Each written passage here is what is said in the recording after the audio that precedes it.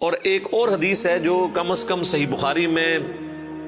4 دفعہ ڈیٹیل کے ساتھ آئی ہے، وہ سیدنا ابو بکر کا خطبہ ہے نبی صلی اللہ علیہ وآلہ وسلم کی وفات کے فوراً بعد۔ خیر رسول اللہ فاختار الرفیق الاعلی من الجنہ۔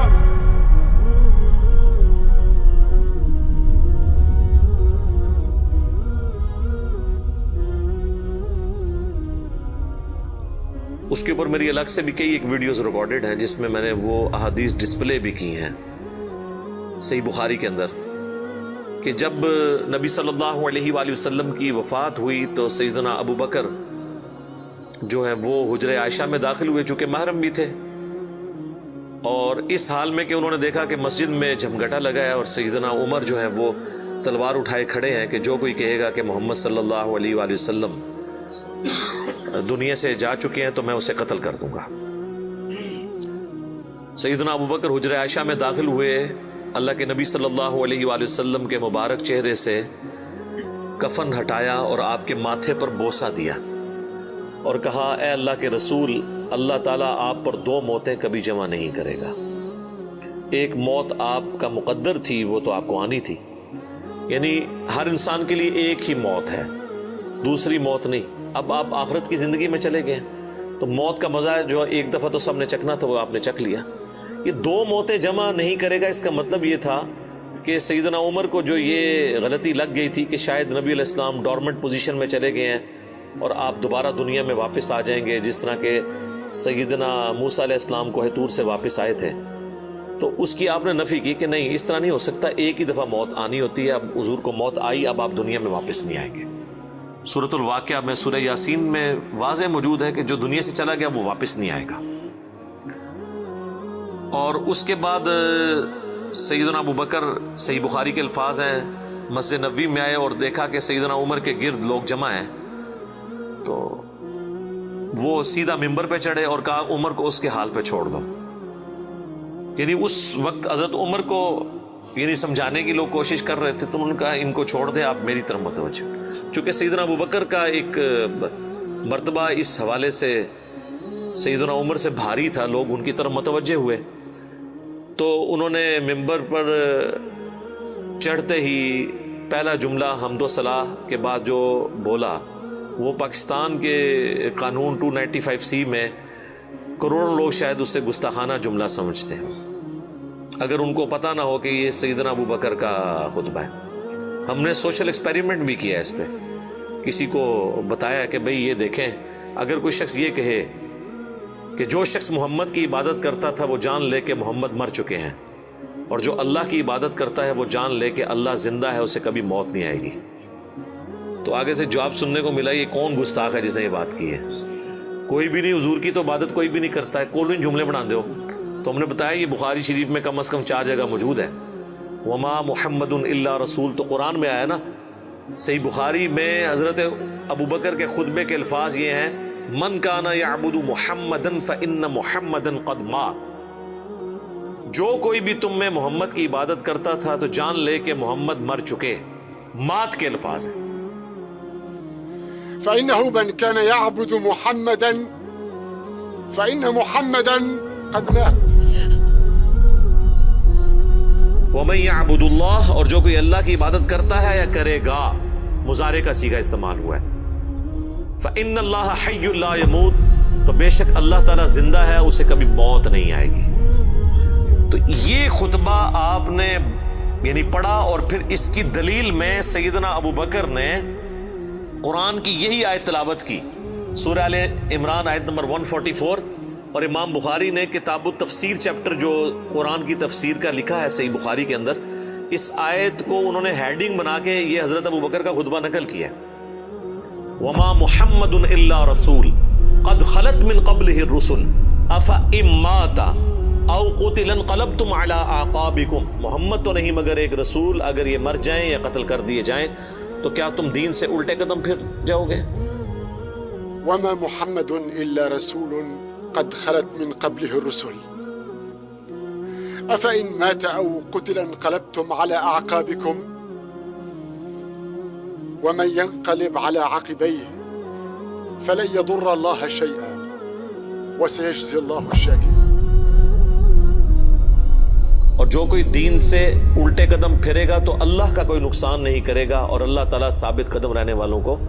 جزا دے گا، جو شاکرین ہوں گے، شکر گزاری کی روش اختیار کرنے والے۔ پھر آپ نے اگلی ایک اور آیت تلاوت کی، سورہ الزمر کی آیت نمبر 30، انک میت و انہم میتون، اے نبی بے شک تمہیں بھی مرنا ہے اور تمہارے مخالفین کو بھی مرنا ہے۔ وہ آیت بھی آپ نے تلاوت کی۔ تو آپ اندازہ کریں کہ یعنی صحابہ کرام جو ہیں وہ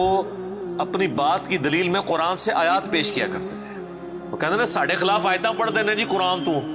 بھئی قرآن اگر تھوڑے خلاف آیت ہے نا تو تھی مسلمان نہیں ہو، کیونکہ مسلمان تو وہ ہوتا ہے کہ جو قرآن کے مطابق ہو، نہ کہ یہ کہ اس کے عقیدوں کے خلاف قرآن میں آیت آ جائے۔ تو اگر کوئی کہہ رہا ہے ساڑھے خلاف آیتاں پڑھ دے تو سمجھ لو کہ پھر تسی تو کافر ہی ہوئے نا، مسلمان کے خلاف تو قرآن کی آیت نہیں پڑھی جا سکتی نا۔ اگر آپ کا وہ عقیدہ ہے تو آپ کے خلاف کہاں سے ہوگی؟ تو صحابہ کرام دیکھیں کہ قرآن سے دلیل پیش کیا کرتے تھے، یعنی وہ اپنی بات کی دلیل بھی قرآن سے پیش کرتے تھے۔ لیکن یہاں پہ ایک بڑی حیران کن چیز ہے جس کو میں نے ہی پوائنٹ آؤٹ کیا ہے، میں نے کہیں پڑھے ہوئے نہیں یہ دیکھا، حالانکہ یہ بہت ضروری تھا کہ اس چیز کو ہائی لائٹ کیا جاتا، کہ حضرت ابو بکر نے ایک فرضی جملہ کیوں بولا؟ کوئی ضرورت نہیں تھی، اور جملہ بھی ان لوگوں کے سامنے بولا کہ جن میں سے کوئی بھی رسول اللہ کی عبادت نہیں کرتا تھا۔ یہ لوگ ہوتے تو یہ ان کو کھڑے ہو کے کہتے بھی تو کی اتنے تقریریں پہ کرنا ہے، کو دروشی پڑھ تو اتنے حضور دی میت ہوتے تو اتنے گستاخانہ آیتاں پڑھ رہے ہیں کہ جی جو محمد کی عبادت کرتا تھا وہ جان لے کے محمد مر چکے ہیں۔ ایک اتنے لکھے ہے قرآن اچ کون ہی گلا بنانا ہے، سیدھے کوئی عبادت نہیں کرتے، خود سے ہی باتیں بناتے ہو۔ سیدنا ابو بکر نے بیسیکلی امت کو یہ میسج دیا کہ نبی علیہ السلام کی تعلیم یہ ہے کہ آپ کو بت نہیں بنانا، اور اس پہ میں بولا کرتا ہوں کہ یہ محمد رسول اللہ صلی اللہ علیہ وآلہ وسلم کی کامیابی ہے کہ آپ نے ایسی ٹیم اپنے بعد چھوڑی ہے جو ان کی میت پہ ان کے فضائل بیان نہیں کر رہی، توحید بیان کر رہی ہے، کیونکہ ان کو پتا تھا کہ محمد رسول اللہ سے بھی آلموسٹ 500-600 سال پہلے ایک شخصیت دنیا میں گزری جس کے نام پہ دنیا کا سب سے بڑا شرک ہو رہا ہے، عیسیٰ ابن مریم۔ نبی صلی اللہ علیہ وآلہ وسلم نے ایک دوسرا عیسیٰ ابن مریم بن جانا تھا اگر صحابہ کرام شروع میں اس معاملے کو کل نہ کرتے، اور یہ انہوں نے اپنی ذاتی اختراع نہیں تھی، یہ نبی علیہ السلام کی مبارک تربیت کا اثر تھا، کیونکہ صحیح بخاری میں موجود ہے، دیکھنا میری شان کو اس طرح بلند نہ کرنا جس طرح عیسیٰ ابن مریم کے ماننے والوں نے ان کو ان کی شان میں بڑھا دیا، ڈیوینٹی ان کے بارے میں کلیم کر دی۔ میں اللہ کا بندہ اور اس کا رسول ہوں، مجھے اللہ کا بندہ اور اس کا رسول ہی کہنا۔ تو دیکھ لیں سیدنا ابو بکر نے عقیدہ توحید اس وقت امت میں راسخ کیا۔ یہاں تو کوئی پیر کوئی بزرگ مر جاتا ہے نا تو اس کی شان میں نغمے بنا لیے جاتے ہیں۔ یہ بھی دیکھ لیں آپ، کل خادم رضوی صاحب کی ڈیتھ کے اوپر وہ کسی نے راتوں رات بیٹھ کے ترانہ بھی لکھ لیا ہے، اور وہ ترانہ انہوں نے بڑے اچھے انداز میں اس کو گا بھی دیا ہے، اور ان کی میت کے اوپر وہ چل بھی رہا ہے۔ اور نبی علیہ السلام سے زیادہ تو کوئی تعریف کے لائق نہیں ہے نا مخلوقات میں، لیکن آپ کی میت کے اوپر کوئی درود شریف کی کوئی گھیٹیاں نہیں پڑھیاں جا رہی ہیں، کوئی چادر نہیں کھلاری ہوئی، توحید کا خطبہ بیان ہو رہا ہے کہ اللہ کے نبی فوت ہو چکے ہیں۔ سیدنا عمر کے الفاظ ہیں صحیح بخاری میں، جب میں نے ابو بکر کا یہ خطبہ سنا تو میری ٹانگیں میرے جسم کا بوجھ نہیں اٹھا سکی۔ اچھا، آپ لوگ قرآن و حدیث سنتے ہیں تو غصہ آ جاتا ہے، صحابہ قرآن و حدیث اپنے عقیدے کے خلاف سنتے تھے نا تو ان کی ٹانگیں ان کے جسم کا بوجھ نہیں اٹھاتی تھی، وہ اتنے پشیمان ہوتے تھے کہ میں غلط کانسیپٹ کے اوپر ہوں، میں فوراً رجوع کروں۔ اور سیدنا ابو بکر کے خطبے کے بعد سیدنا عمر کہتے ہیں مجھے یقین آ گیا کہ حضور فوت ہو چکے ہیں۔ اور پھر بخاری کے الفاظ ہیں، صحابہ کہتے ہیں کہ ہم کئی دن تک ہماری یہ حالت تھی، جب ہم ایک دوسرے کو ملتے تھے نا تو ہم یہ آیت سناتے تھے، وما محمد الا رسول قد خلت من قبلہ الرسل، یہ سورہ آل عمران کی آیت نمبر 144، تاکہ ہمیں یہ یقین آ جائے کہ نبی علیہ السلام دنیا سے جا چکے ہیں۔ ایک دوسرے کو یہ آیت سنایا کرتے تھے، گستاخانہ آیت، یہ تو گستاخانہ ہی کہتے ہیں نا۔ یہ ہوتے تھے جناب ایک دوسرے نو جناب کچھ اور ہی سنا دے، نعتاں سنا دے رہتے۔ تو صحابہ نے ظاہر ہے انہوں نے تو مشن لے کے چلنا تھا نا، ان کو تو پتا تھا کہ پیغمبر کا کام ہے اللہ کا پیغام دنیا تک پہنچانا، اس کے بعد وہ امت کے کام حوالے کر کے چلے گئے ہیں۔ اب پیغمبر کے ساتھ نسبت اس کی ہوگی، محمد رسول اللہ کا لاڈلا قیامت کے دن وہ ہوگا، حضور کی شفاعت کا حقدار وہ شخص ہوگا جو نبی الاسلام کے مشن کو آگے لے کے چلے گا۔ یہ نہیں ہے کہ جو جتنا اونچا نعرہ مارے گا۔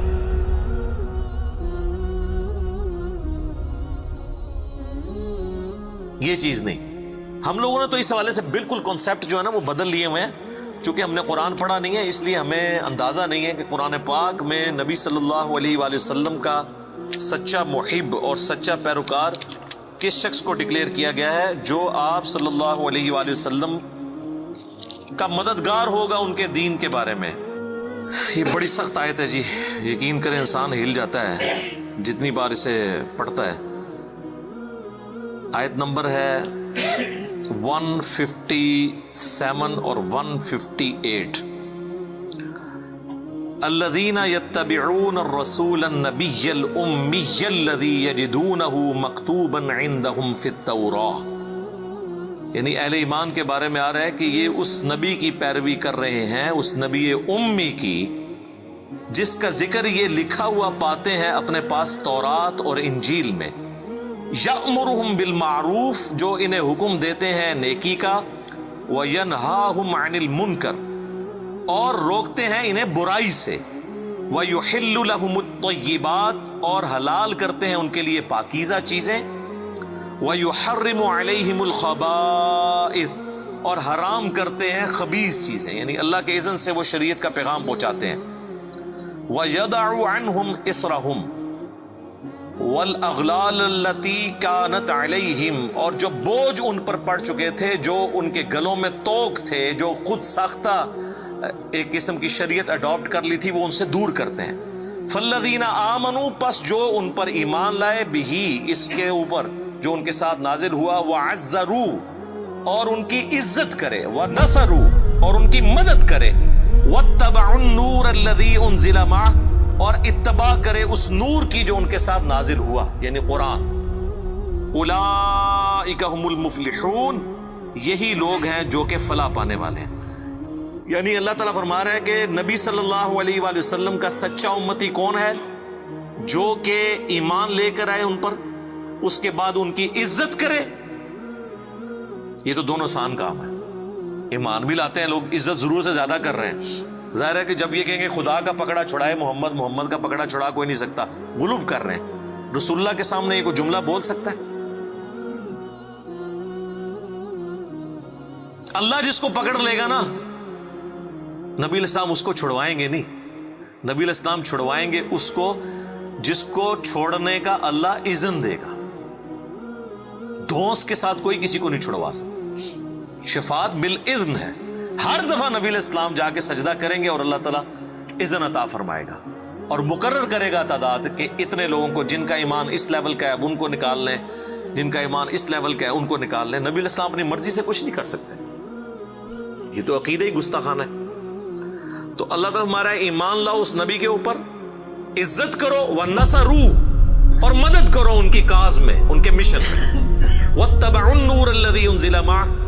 اور اتباع کرو اس نور کی جو ان کے ساتھ نازل ہوا، یعنی قرآن۔ اولئک هم المفلحون، ایسے لوگ ہیں فلاح پانے والے، یہ لوگ فلاح پائیں گے۔ تو فلاح کے لیے صرف ایمان لانا ضروری نہیں ہے، بلکہ رسول اللہ کی مدد بھی کرنی ہے، آپ کی عزت اور تعظیم کے ساتھ آپ کی مدد اور قرآن کی پیروی۔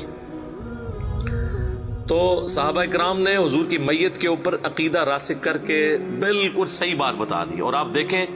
صحابہ کو کبھی یہ وہم بھی نہیں آیا تھا کہ نبی علیہ السلام سے ہم نے جا کے اب ڈائریکٹ کوئی بات کرنی ہے، ورنہ آپ دیکھیں حضور کی میت رکھی ہوئی ہے، صحیح بخاری میں ڈیٹیل موجود ہے، میرا ایک کلپ بھی ریکارڈڈ ہے، سیدہ فاطمہ کا قاتل کون، اس میں نے ڈیٹیل سے سقیفہ بنی ساعدہ کی حدیث بیان کی تھی کہ کسی کے دماغ میں بھی یہ مشورہ نہیں آیا کہ نبی علیہ السلام سے آپ کی ابھی میت باہر ہے، ابھی تو قبر میں نہیں گئے، جو لوگ قبر پہ جا کے مانگتے ہیں اور بزرگ باپوں کی، رسول اللہ تو ابھی ان کی میت باہر رکھی ہوئی ہے، جا کے آپ کے میت سے جا کے پوچھ لیں کہ یا رسول اللہ بتائیں آپ کا سکسیسر کون ہے آپ کے بعد۔ کسی کو وہم نہیں آیا، بعد کے لوگ پتہ نہیں کیا کیا دعوے کرتے ہیں۔